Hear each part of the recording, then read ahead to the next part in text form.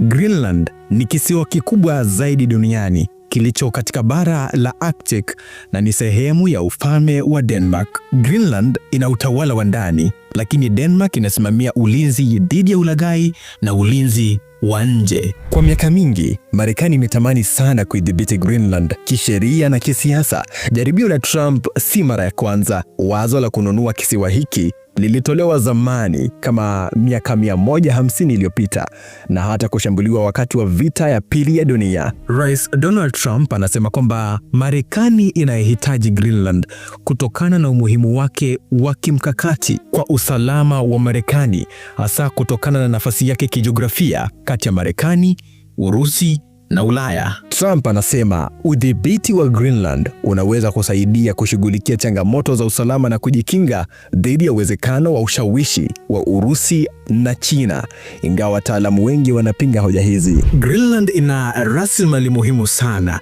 kama madini, mafuta na nguvu ya kipekee sana kwenye viwanda, na hili limeongeza mvuto sana wa kiuchumi na kisiasa kutoka Marekani. Wakazi wa Greenland na serikali ya Denmark wametangaza wazi wazi kuwa Greenland si ya kuuzwa, na wanapinga vikali wazo lolote la kununuliwa au kudhibitiwa kwa nguvu. Watu wengi wa Greenland wanapinga wazo la Marekani kupewa udhibiti wa kisiwa hicho. Hali hii sasa imeibua mabishano makubwa na maandamano ya kupinga kuuzwa kwa Greenland na wasiwasi wa kimataifa kuhusu ushirikiano wa kijeshi na kisiasa bila kudharau uhuru na usalama wa taifa hili la Greenland.